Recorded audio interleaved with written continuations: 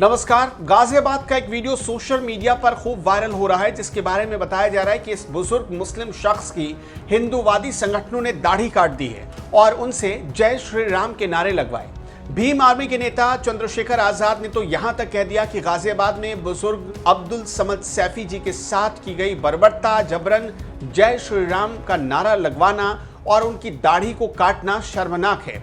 2022 में यूपी में बीजेपी ने चुनावी तैयारी शुरू कर दी है। प्रदेश का माहौल खराब करने की साजिश की जा रही है। इन गुंडों पर एनएसए के तहत कार्रवाई हो। अब 2022 चुनाव की तैयारी कौन कर रहा है, ये बात जल्द ही मीडिया के सामने आ गई, जब गाजियाबाद पुलिस ने खुलासा किया कि इस खबर को सांप्रदायिकता की चादर उड़ाने के लिए, या यूं कह लें कि सांप्रदायिकता का रंग देने की कोशिश की गई, जबकि ताबीज बनाने वाले इस मुस्लिम शख्स को कुछ मुस्लिम युवकों ने ही पीटा था।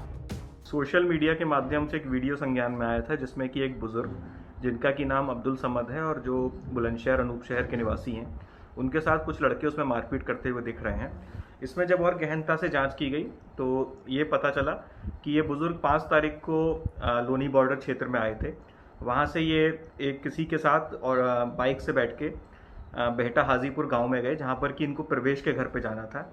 प्रवेश ने इनको बुलाया था क्योंकि ये उन लड़कों को पहले से जानते थे और जो एक ये तावीज़ बनाने का काम करते हैं, और प्रवेश एवं गांव के अन्य लड़कों को भी इन्होंने तावीज़ बना के दिए थे।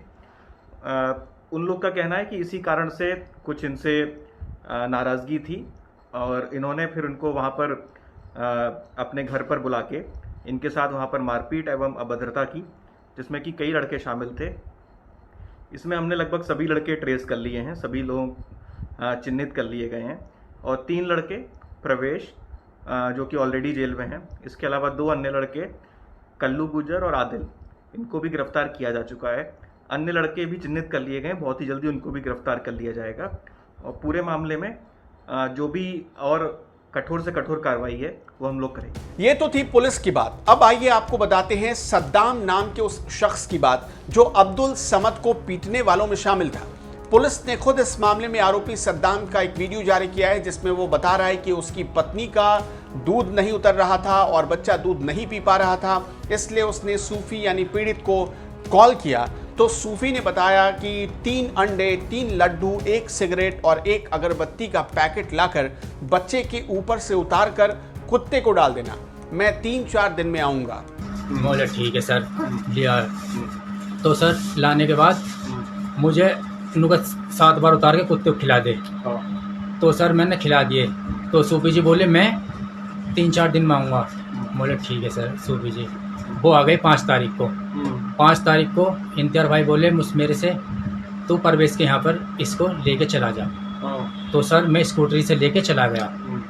जाने के बाद वहाँ पर सर पहुँच गया मैं वहाँ पर। तो परवेश ने फ़ोन करा सर इम्तियार भाई को, उसको आदिल को फ़ोन करा। ये सारे लड़के 3-4 लड़के इनको आदिल लेके पहुंच गया।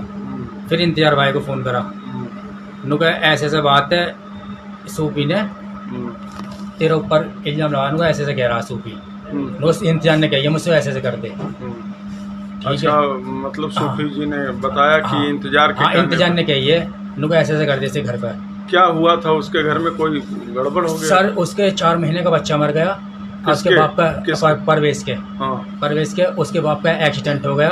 परवेश ने जहर खा लिया। जब ताबीज बनाने वाले पीड़ित अब्दुल समद सैफी को लेकर सद्दाम जब परवेज के घर पहुंचा, तो परवेज ने आदिल को फोन करके उसे 3-4 लड़कों के साथ आने के लिए कहा और फिर सूफी को लेकर सभी एक गोदाम में पहुंच गए। यहीं पर कल्लू नाम के आरोपी ने सूफी की दाढ़ी काट दी। सद्दाम ने यह भी बताया कि वारदात के दौरान घटनास्थल पर कौन कौन आरोपी मौजूद थे।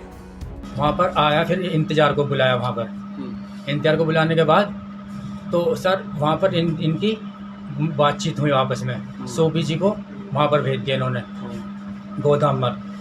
वहाँ पर सर सूफी जी की दाढ़ी वाड़ी कल्लू ने काट दी। सर काटने के बाद सूफी जी कोई बात नहीं, वहाँ पर इनकी बात। अच्छा, ये बताइए कि आदिल को जब फोन किया था इसने, प्रवेश ने, तो आदिल के साथ कौन कौन आया था? सर अनस, आदिल, मुसाइद, आवेश और क्या नाम आरिफ। अच्छा, इतने लोग? जी सर। अच्छा, और भी कुछ लोग थे वहाँ हाँ मौजूद? सर, वहाँ पर मौजूद थे परवेश के अच्छा, आदमी मौजूद थे वहाँ पर। ये 11-12 तो लोग थे जब सर। आमने सामने इन लोगों की पूछताछ हुई है, इंतजार और परवेश दोनों थे और सूफी जी भी थे। तो सर ये सूफी जी जुबान पलट गए सर। अच्छा, सूफी जुबान पलट गए। जी सर। इसी बात पे झगड़ा जी हुआ। हाँ, इसी बात पर सर इनका झगड़ा हो गया आपस में। तुम वहाँ मौके पे मौजूद थे? जी। आरोपी सद्दाम ने बताया कि सूफी समद अपनी जुबान से पलट गए थे, इसलिए इन आरोपियों ने उन्हें मारा पीटा और दाढ़ी काट दी। यानी इस घटना को लेकर कुछ लोगों ने जिस तरह से प्रचारित किया कि जय श्री राम ना बोलने पर मुस्लिम शख्स की दाढ़ी काट दी गई, खबर में ऐसा कुछ नहीं था, बल्कि ताबीज बनाने को लेकर बुजुर्ग समद को पीटा गया और उन्हें पीटने वालों में ज्यादातर मुस्लिम शख्स ही थे। मैं ये भी आपको बताना ज़रूरी समझता हूँ कि जो परसों गाज़ियाबाद में जो वाक़या हुआ, जिसमें एक 70 साल के अब्दुल समद सैफ़ी को बुरी तरह मारा गया, पीटा गया और उनकी दाढ़ी को काट दिया गया। कौन है ये लोग? ये वही लोग हैं जो भारत के मुसलमानों में नफ़रत को पैदा कर दिए हैं। आज क्या मुसलमानों की कोई डिग्निटी नहीं है? क्या एक ज़ईफ़ मुसलमान जो 72 इयर्स का है उसकी दाढ़ी की डिग्निटी नहीं है? बुरी तरह पीटा जा रहा है, बुरी तरह मारा जा रहा है, वीडियो निकाला जा रहा है। और ये बराबर 2014 से, जब से नरेंद्र मोदी की सरकार आई है, राइट टू डिग्निटी जो मुसलमानों का है उसको छीन लिया जा रहा है। कभी अखलाक को मारा जाता है, कभी पीलू खान को मारा जाता है, कभी जुनैद को मारा जाता है, कभी अकबर को राजस्थान में जला दिया जाता है। ये कंटिन्यूस वाक़यात चल रहे हैं। ये इसलिए चल रहे हैं क्योंकि इन ये जो करने वाले हैं पूरे शैतान हैं। इनको इंसान नहीं कह सकते, हैवान बन चुके। उनको मालूम कि जब ये करेंगे तो महापंचायत होगी, उनको बीजेपी और आरएसएस की तरफ से उनको पॉलिटिकल पावर मिलेगा। मैं इसका स्ट्रांग अल्फाज में कंडेम करता हूं और ये उसी वक्त रुकेगा जब बीजेपी और आरएसएस इसको रोकना चाहेगी। तब तक इस तरह के वाक़यात मुसलमानों पर चलते रहेंगे अनफॉर्चुनेटली। जय श्री राम वाली थ्योरी गढ़ने का आरोप तो अखिलेश यादव की पार्टी के नेता उम्मेद पहलवान पर है। उन्होंने ही 7 जून को बुजुर्ग अब्दुल समद के साथ बैठकर फेसबुक लाइव किया था। लोनी बॉर्डर पुलिस ने इस मामले में सपा नेता उम्मेद पहलवान के खिलाफ भी मुकदमा दर्ज किया है। जब से केस दर्ज हुआ है, सपा नेता उम्मेद पहलवान फरार हैं। बहरहाल अब तो आप पूरी क्रोनोलॉजी समझ ही गए होंगे कि किस तरह से विधानसभा चुनाव करीब देखते हुए जय श्री राम का नाम बदनाम करने की साजिश रची जा रही है, जिससे हिंदुत्व को टारगेट किया जा सके। इस मामले पर आपकी क्या राय है, हमें कमेंट करके ज़रूर बताएं।